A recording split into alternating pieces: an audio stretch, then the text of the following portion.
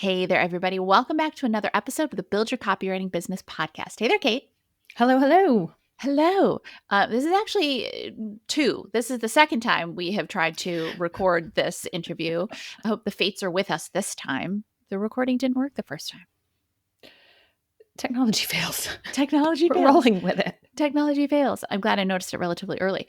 This is why, But good reminder, though, you always take notes with clients because sometimes the recording just doesn't the recording record. fails. It's true. It's true. Yeah. And what we were saying in the earlier one is I'm really excited to actually sit down and talk with you, Kate, because it's been a while since you and I have sat down and recorded a podcast, just the two of us. It's true. We've been on the move, both of us. It's true. Big stuff going on in lives. I'm actually at my mom's house right now, taking care of her. She's doing well. Don't worry, everybody. But big, exciting changes, which, perhaps we'll get into in later podcasts. See, incentive to stick with us and keep listening. But I'm also excited to be talking to you, Kate, as I always am, really, because we're going to do a follow-up to an episode that came out quite a while ago, but it was a very popular episode. And that episode is one in which you talk about your actual income. Yes, I have not listened to that episode probably since it came out because if we will link to it, if you want to listen to that original one, I broke down my numbers from, I want to say it was like 2016-ish through 2020 because I had a really just lucrative 2020 hitting $200,000 in income, which just feels wild to say still. A little more comfortable now than I was then. What I do remember from that was that I was just wildly uncomfortable. The vibes were just like, ugh, if you can sum it up in a noise. You were very brave. Thank you. Uncomfortable, but just still figuring out my relationship with both money in general, but then also what I wanted my freelance career to look like. And we figured it was time. I mean, at this point, it's been like 4 years probably since we recorded that, somewhere in there. A lot's happened. Yeah, that's like almost half a decade. So yeah, we figured it might be a good time to just kind of, hopefully, this is very specific to my experience, but hopefully you can apply some of the same maybe questions I asked myself or just thought process or give you some things to think about in terms of your own money mindset, because I don't know about you, Nikki, but it's an ongoing relationship as the seasons change. Yeah, absolutely. It's a continual battle. And one of the things I'm really interested in digging into, which whether we start there or whether we get to it eventually, who knows how this is going to unfold, everybody, is your mindset around money and your mindset around scarcity. And I know that was part of what drove you as you were going through 2020. And it's drove a lot of us in 2020. Drove a lot of us because none of us had been through a pandemic before and didn't know how it was going to shake out. And, even just last month, I led a workshop about money mindset and about scarcity mindset in CCA Plus. So we know this is a topic that people want to talk about and want to stop having that feeling of like, oh, I got this client, but what if I never get another client? Yeah. It's not a healthy way to be. Yeah, let's maybe start there. That's actually a good place to start because I think that is the biggest maybe single change between now and then. When I look back, when I think now, even if I don't have clients lined up beyond a month for now or whatever, and I do, I have certain projects that are ongoing, but I have certain gaps. I have, a couple of 2 ongoing clients where I know I have a certain amount of work every month, and then trying to fill in kind of just the other things with projects as I need to or want to. But taking it much more, my motto has been stay in the day to the extent that I can, but also without completely ignoring the future. But what that means for me is I just remind myself now, and I think I said this, might have been on that episode, might not have been, but I will always know how to make money. And I think in the last few years, I knew that back then, I knew that, but I feel it now. And I think there's a big difference between knowing something and truly feeling it, believing it, seeing it. I think to add AI to the conversation, with all of the conversation about that, I think over the last year, I don't feel in any way threatened by AI. It's become a tool in my day-to-day process, certainly, but it's not something I feel threatened by. But I think that was still an ongoing mindset with this of, if it's those external things that try to make you feel, or at least try to make me feel like that the scarcity mindset comes up and, oh, I need to take this client. I need to take this client because what if AI does this? What if AI does that? And I've kind of come to a place where none of us know what's going to happen tomorrow, never mind 5 years from now. So I'm trusting in my training.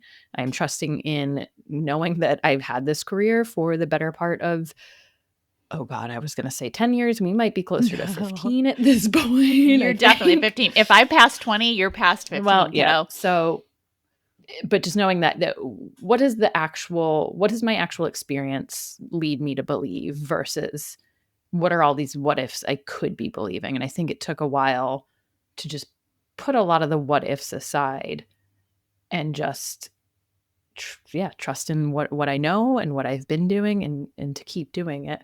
And I think that the other thing with the scarcity mindset and what the past 4 years certainly have taught me was, 2020, when I hit that very large number, it was from a place of very scarcity mindset of it's the pandemic. Like, we don't know, like, our business is okay. So a project's here, I'm going to say yes to all of these projects. And that was fine.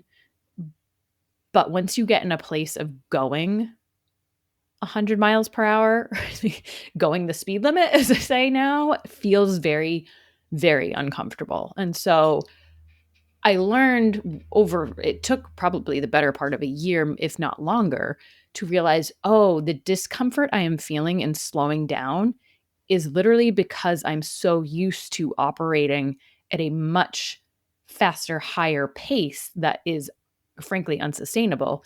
I need to ride out this phase of discomfort of going at a normal pace to recalibrate my entire, just probably, what do you call it, system, my entire, the stress and blood flow and all of that, all of the, let's say the limbic system. That's not it, but. No, I had it for a hot second. And right? It's gone. Yeah. It's a system.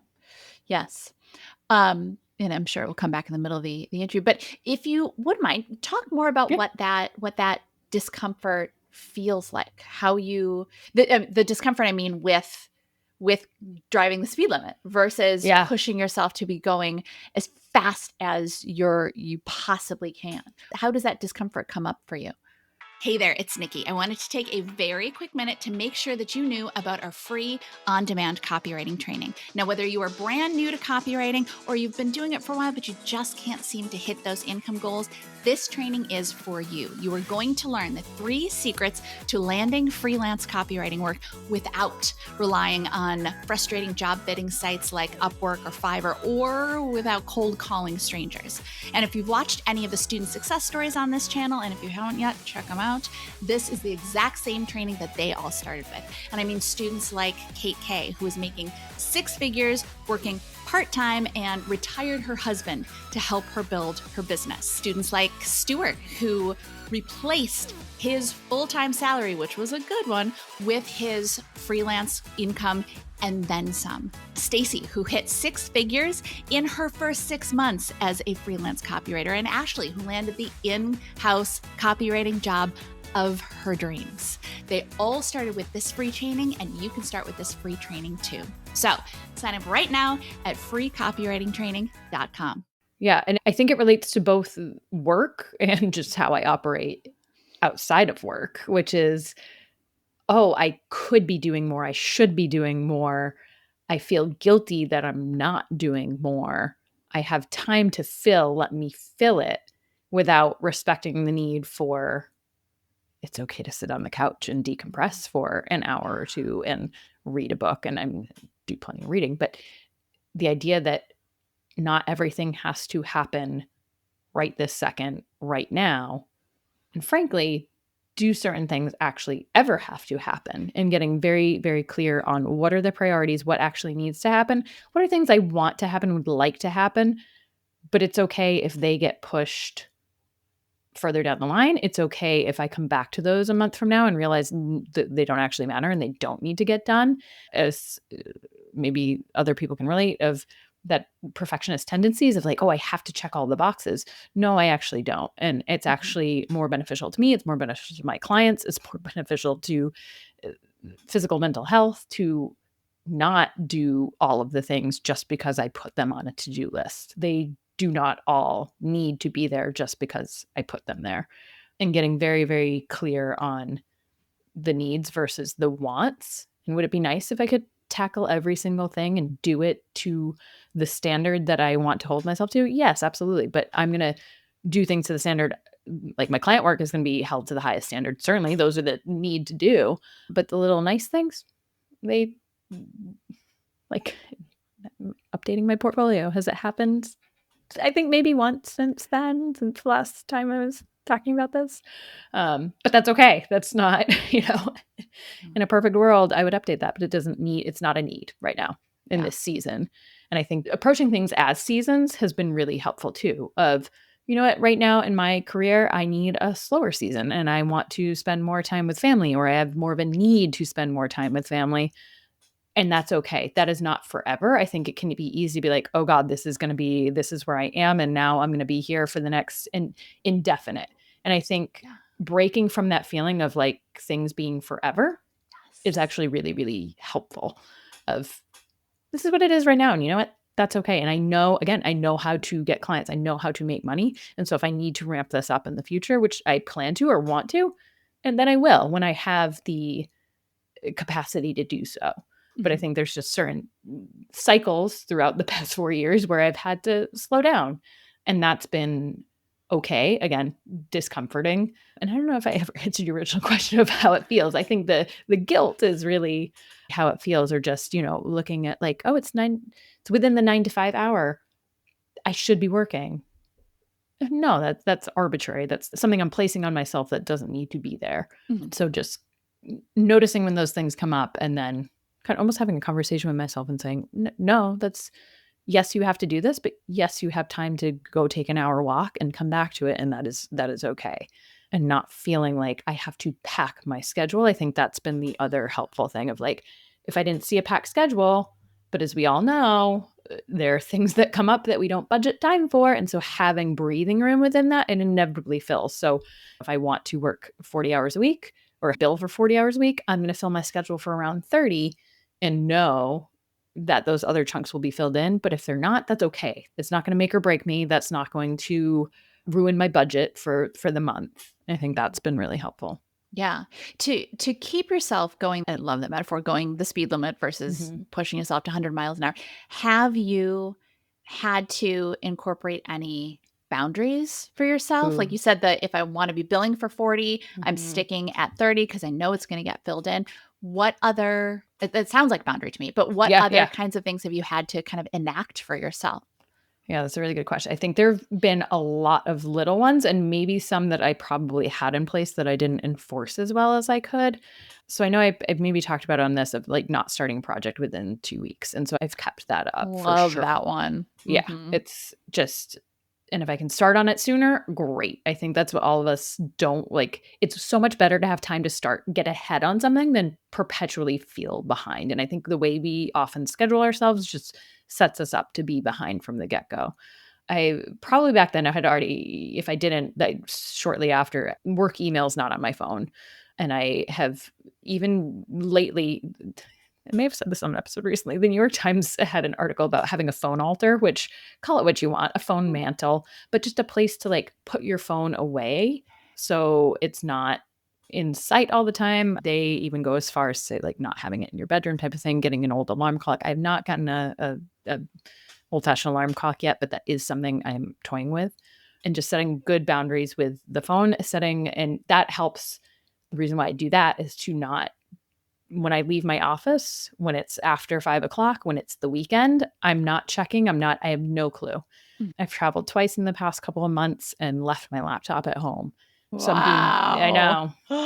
I haven't done that in, oh my gosh, I don't think I've done that in probably not since I started the CCA. So what are we looking at? 13, 14 years? That's amazing. Yeah. And honestly, before these two, I don't know. I don't remember the last time I may have either. That was a new, and good for you. I had an update come in through my phone. Again, it was like a comment on Google Docs. A client was commenting on something. I was like, shoot, how did this kind of like beat my system?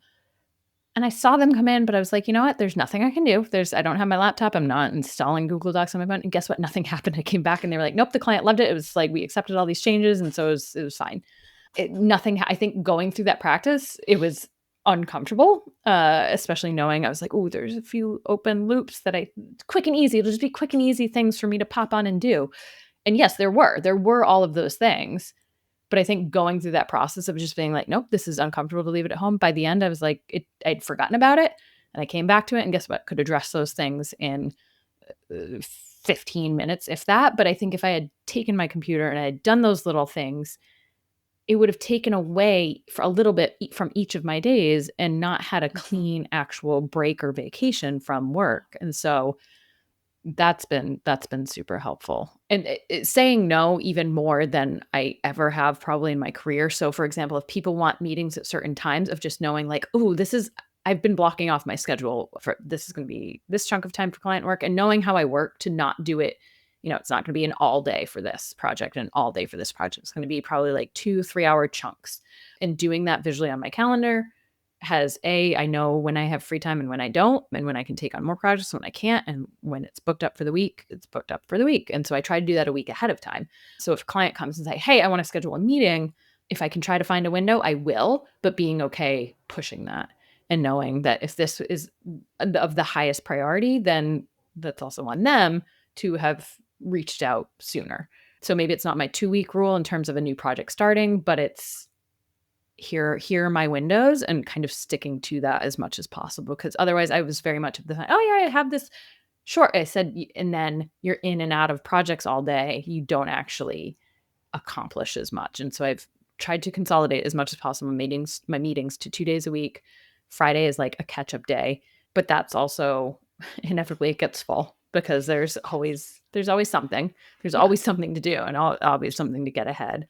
And to organize myself. And so nature abhors a vacuum. If there's time, there's going to be something to fill it. I think 100%.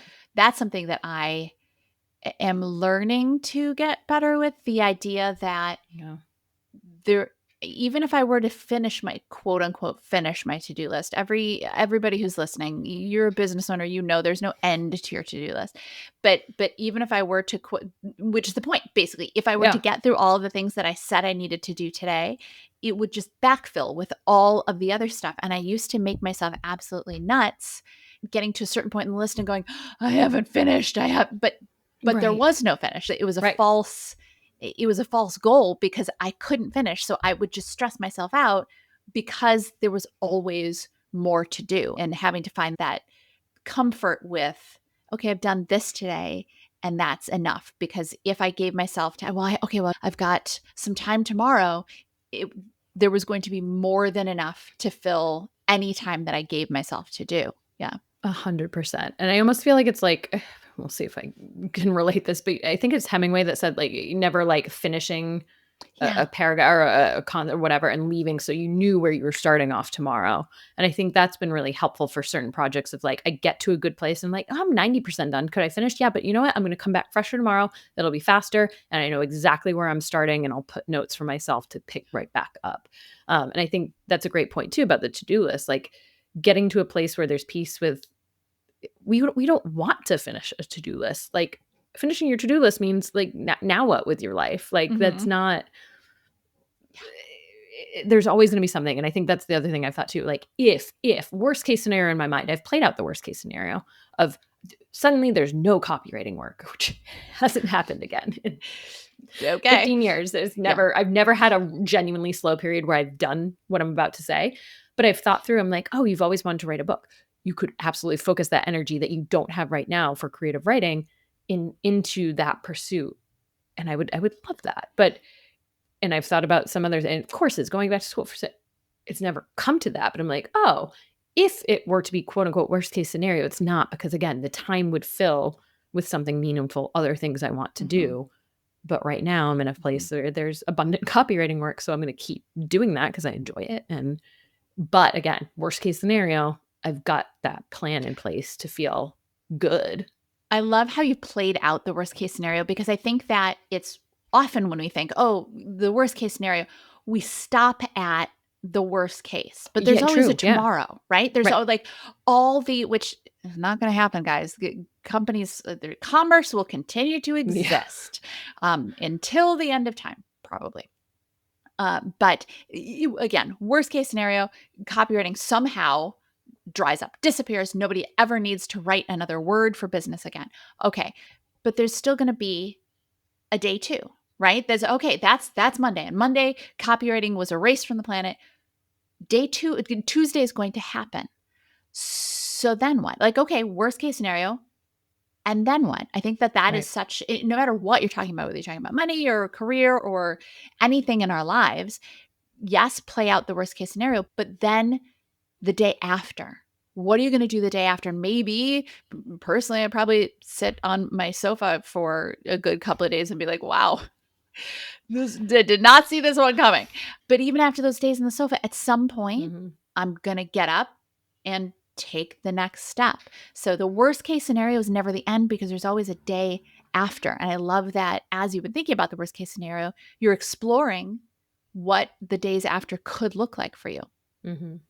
Yeah. And it makes it all like, this is a win. I'm in a win-win situation. Mm-hmm. If copywriting's here, great. Love it. And if it's again, somehow disappears off the face of the earth, great. Here's my plan for that season. And it might not be, obviously I can't afford to just work on a novel for the rest of my life. Yeah. But for that season, I could. Yeah.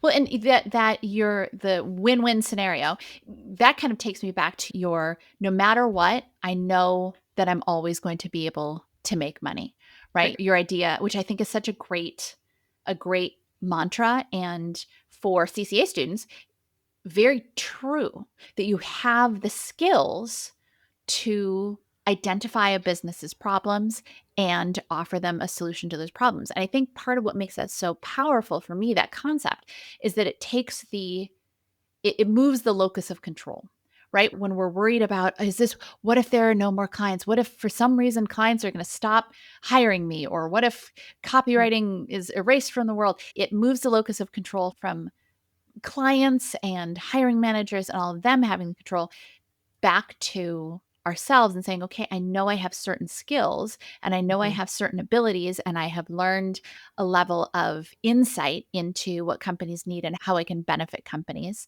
It puts the control in your hands, and that it makes sense that would just feel so much safer. Mm-hmm.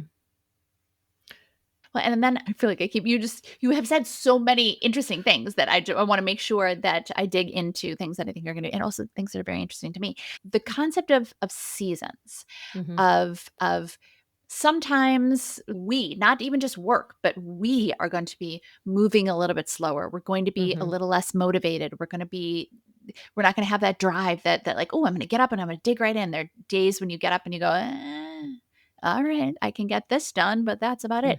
Personally, something that I struggle with is, and intellectually I know it, but emotionally, I struggle with the fear of believing that whatever season I'm in is the season that I'm going to exist in for the rest of my life. And you kind of mentioned that a little bit, which again, is fun. Like, I know that I have had times when I'm driven and I've had times when I'm moving a little bit slower, but for whatever reason, whenever I'm moving a little bit slower, I think, oh, this is it.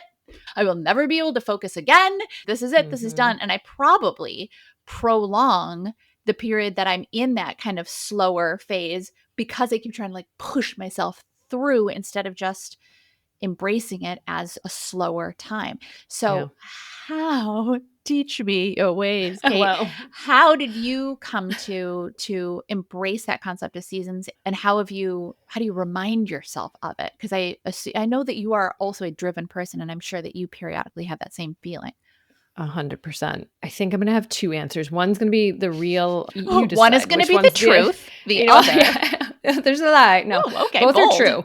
I think what comes to mind first as it relates to money specifically is just going to be really boring and unsexy, and people might not love to hear all of this, but I'm going to share it anyway.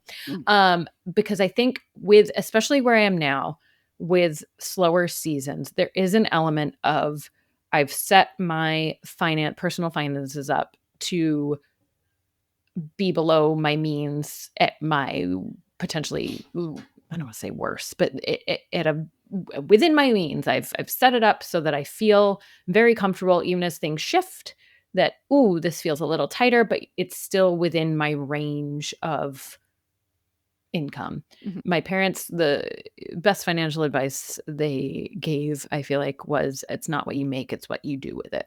Mm. And I took that, I feel like, to heart from a very young age. It was just like squirreling things away, probably to an extent that was I've had to branch out from and say, no, it's okay to spend on these things that I don't have to, but guess what? I want to and I can, so it's okay. I'm not going to drive 5 miles across town to save 5 cents a gallon on gas. I'm just not going to do that.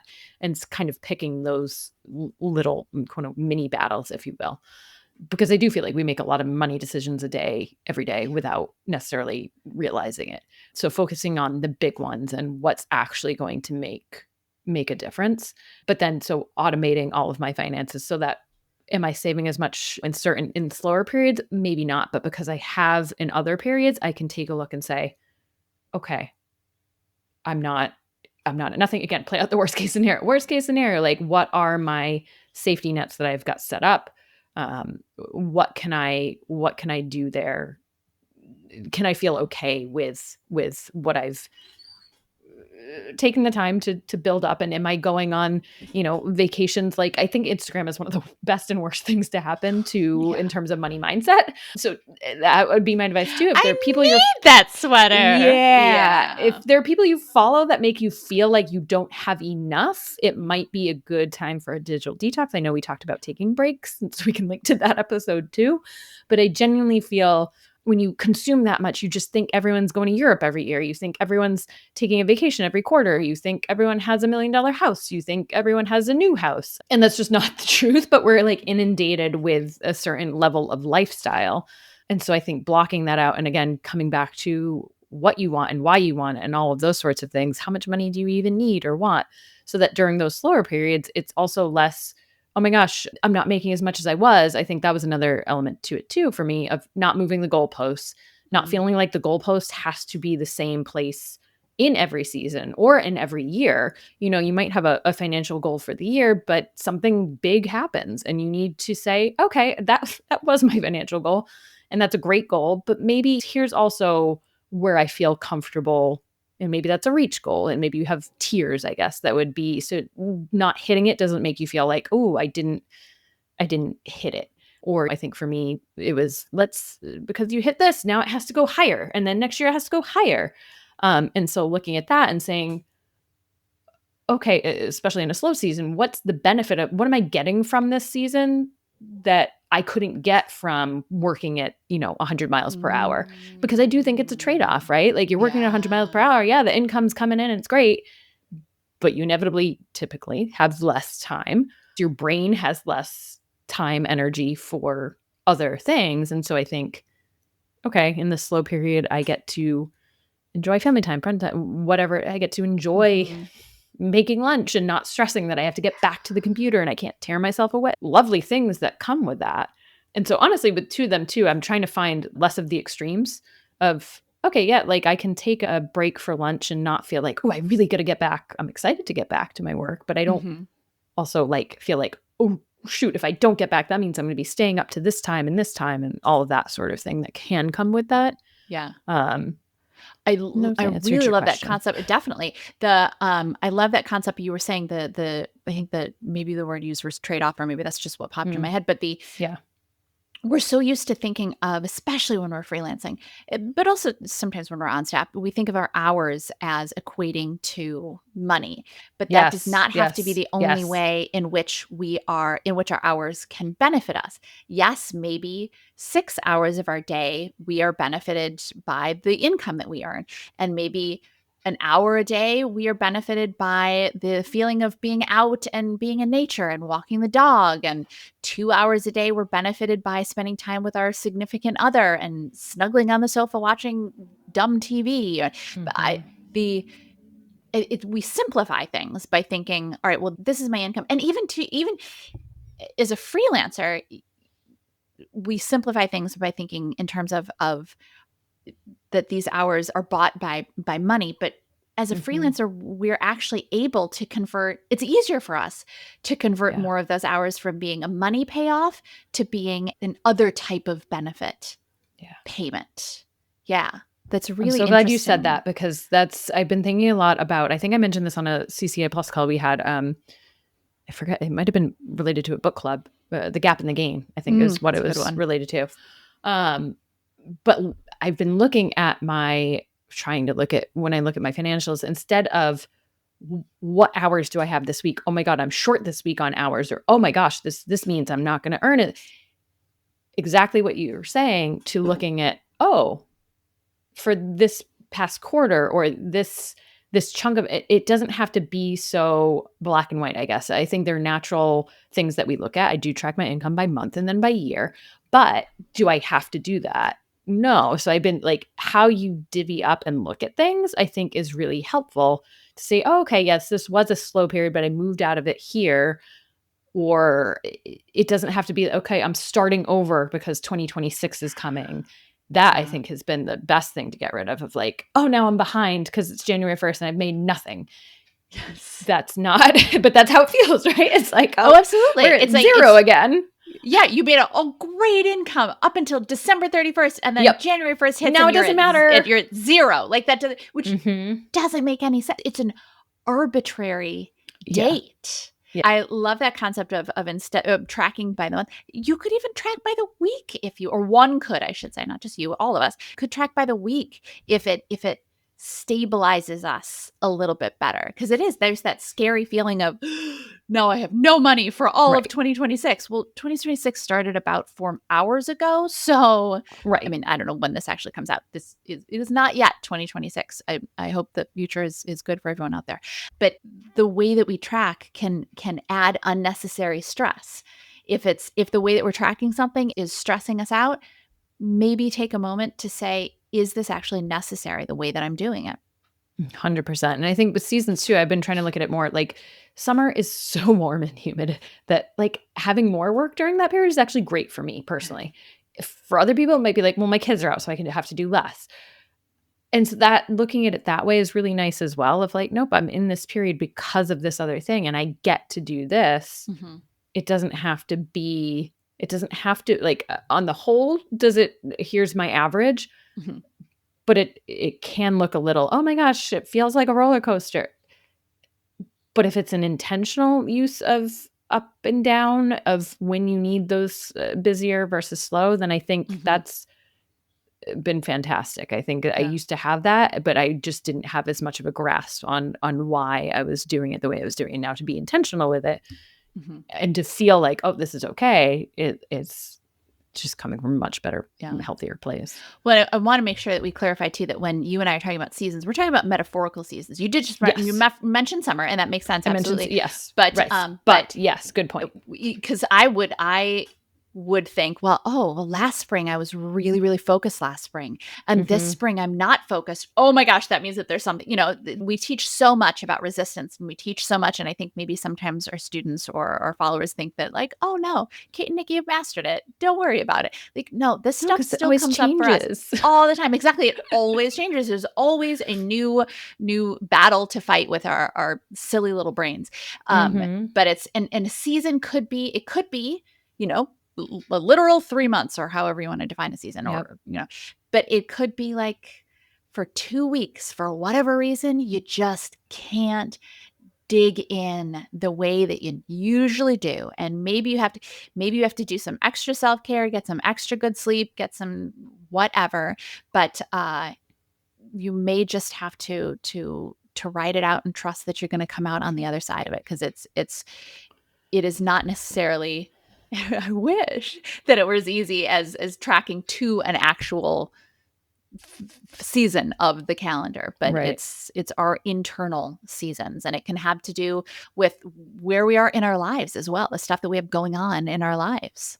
Yeah, I think about in CCA Plus the other day, we had a conversation. Cheryl just moved, and it brought me back to I have had a lot of moves in my life. Yes, you felt all of it I'm like, I can imagine like boxes. She's like, yeah, they're boxes right off camera. Like you just can't see them. Cause I was like, your background is so impressive. Like I'm so impressed that you moved. And it was like, no, they're boxes. And so then I felt that feeling of like, oh, I totally get that when you're in a space and you just see boxes. It's very hard to then get down to work and focus when you're like, all I want to do is put these things away so I can like live my life and not look for where the coffee mug is.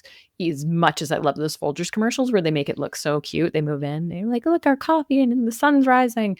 That makes it really beautiful. And if you can make it feel like that, great. But I feel like for the most part, moving is just for me tight constriction in the chest and just it's a lot. And so I think those seasons, that's a great use of a season. And sometimes when, okay, I'm going to set a goal for myself of 2 weeks from now, I want to be unpacked and getting back into my regular method. But it's also, you don't have to go from 0 to 60. It's like, maybe I'll ramp up my copywriting from 3 hours that I can give each week right now because it's a move and I need some time to maybe I'm getting back up to 5 and 10, et cetera. And not just saying, okay, on this date, we're going to completely light switch flip.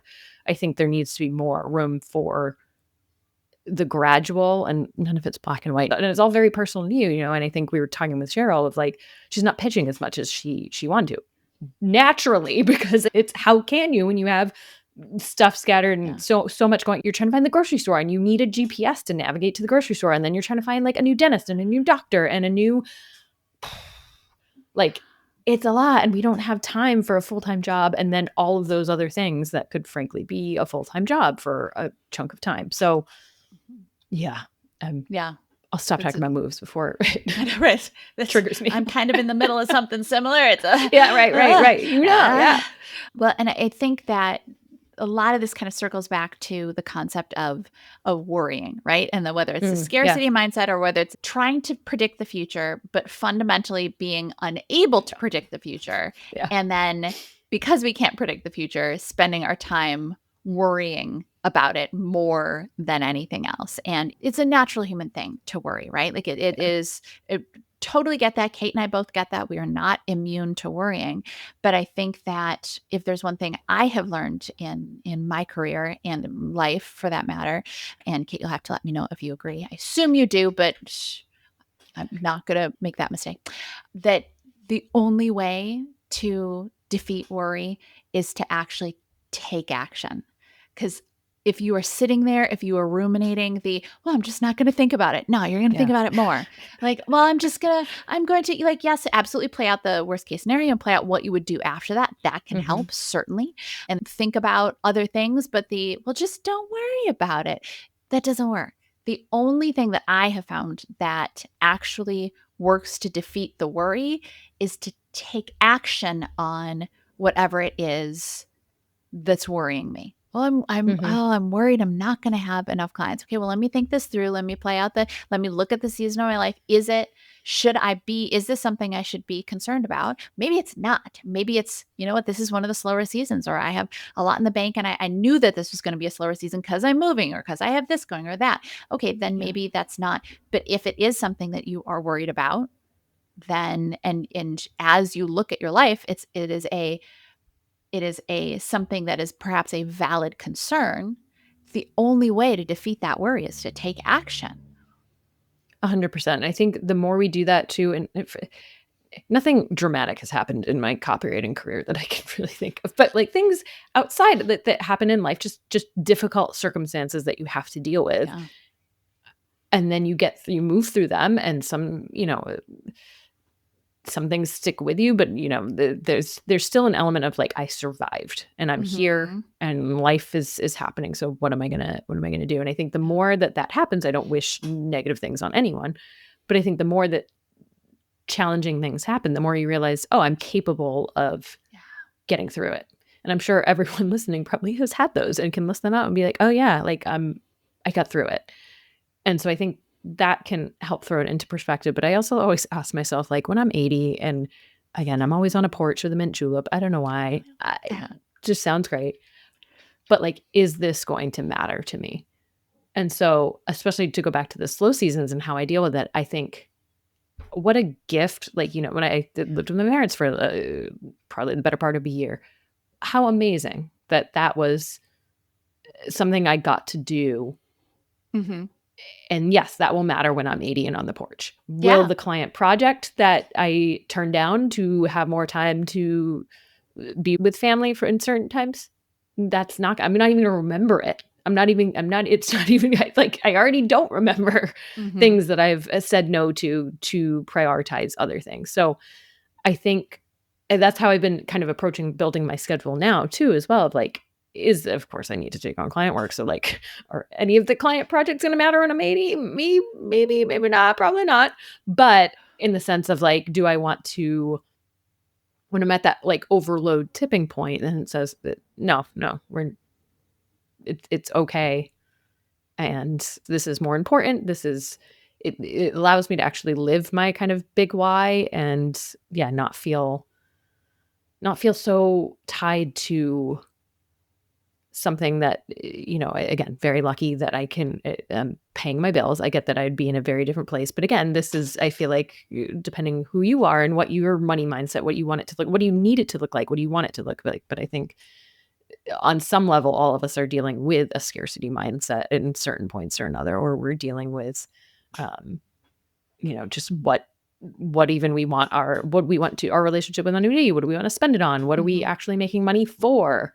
And actually taking the time to answer those questions so that it can be more intentional with how you're taking on work and what work you want to take on in the first place. I think that's really beautiful. I think as you're talking about the money mindset and what are we working for, I think that a common denominator probably for a lot of people would be, when it comes to money, like, I want peace, right? Like I want, or call it contentment or call it whatever, but like, we don't want to be worried about it. We want to have enough that we don't worry about it. And we want to have enough that we can gift the people that we love, and we can treat ourselves every once in a while, and we can donate to causes we care about. We want to have that peace. And I think it can be very tempting in the pursuit of peace, the end goal of peace, that we think we're going to get out of money, that is possible. Certainly this is the world we live in. You need money in order to survive. But in the pursuit of peace, we end up making ourselves, or we can end up making ourselves very unpeaceful and sacrificing a lot of the things that we would, well, like, once I'm peaceful, I'll be able to spend more time with so-and-so. Or you could cultivate more peace, and instead of just pushing through and worrying and doing all the extra client work, you could also just spend some extra time with so-and-so now. And I know that makes it sound easy, and it's a balance that we're all striking at all times, but it's back to what you were talking about, just all the uses of our different hours and how we want to actually, in the long run, when we are on the porch, when we're all on your porch, all of the listeners, I will all make the followers, all of you a mint julep. Absolutely. Come find me. We're going to need a little Got a couple asterisk. Years, but legal's going to make us put a little asterisk. I don't have a porch, but we'll work on it. Porch. I got a few years to get a porch. Yeah. I don't think you have room for a little house. Wraparound situation. A porch. Yeah. But that's, I think that was, lots of good stuff for me to think on, actually, as we wrap. Believe me, I haven't figured it out. I think this is a constant, and that's another, like, just a constant check-in, a constant asking yourself what matters, because I think that does change. People in your life change, where you are living changes, all of it. None of it's good or bad. I think it is for what you need it, and not feeling, you're going to feel how you feel. There's going to be maybe guilt in the choices that you're making, but knowing that if you're doing it because this is what you need. I think about, there are certainly trips I haven't taken, maybe friends that are like, wait, why couldn't she come to this thing for me? But I've had to make it because I know what I need to do in a given point in my life with my income. And so sometimes it works, sometimes it doesn't. And you just have to make those decisions for you. And the more you do that, I think it gets easier, but it just block out the noise, because you're living your life, not anyone else. And you got to do what it can feel selfish, but it's your life. Not a bad thing. Why is that a bad thing? And there have been seasons where I've been on vacation and told a friend, hey, tag along, and like, don't worry about paying for the hotel. I've got it. So like, there have been moments where I've been able to do that. There've been moments where I've felt like in this moment, I can't take that trip or take the thing. And it's just been a constant recalibration. But I think the more you can get specific about, I know Nikki kind of alluded to this earlier, and I know we've talked with our CCA students about this a lot, but like, Do you want to be able to just buy the appetizers? Do you want to fly first class every time you take a vacation? Do you want to buy your parent a house? Like, what are the specific things that you want the money for? Because without that, then like, why are we even like, of course, yes, bills, healthcare. I get it. Believe me. But beyond that, I think the trap I got into was more. But like, why? And frankly, it wasn't, I want more freedom and flexibility from having volumes and volumes of client work that I don't need to have, fortunately. So find what works for you, but get real specific if you haven't already of what are the things that you want, and then you can go achieve them. Kate, this was so good. So good. Thank you so much. Different place than the first one. I was going to say. I might go back and listen to. The first one, you were great in the first one as well. I haven't listened to it in a couple of years, but you're always great. You're Kate. Thanks. But I know that it can be, money mindset it's a very personal thing as well. Yeah. So thank you for sharing that with us. Thank you for sharing your numbers back then. Thank you for sharing how your career has developed and the things that you've learned. It's like I was saying, it's given me a lot to think about, and I hope it's given everyone else a lot to think about too. One of the things that we always talk about is to take advice from people who are successful at what it is you want to do. And I think that you are a prime example of someone who, and I'm sure you wouldn't consider yourself like perfectly successful yet when it comes to money mindset, but who is continually, yeah, right. Who's continually doing good work and learning and growing. And I think you are absolutely someone that we all can learn from and look to when it comes to our money mindset. So thank you for sharing all of this with us. Thank you. That was kind. Yes. Oh, my pleasure. Thank you. And so with that, we will catch you all in the next episode. Bye, everybody. Like what you heard? Hit subscribe so you never miss a video. And if you're ready to take the first step toward becoming a copywriter yourself, sign up for a free video training right here.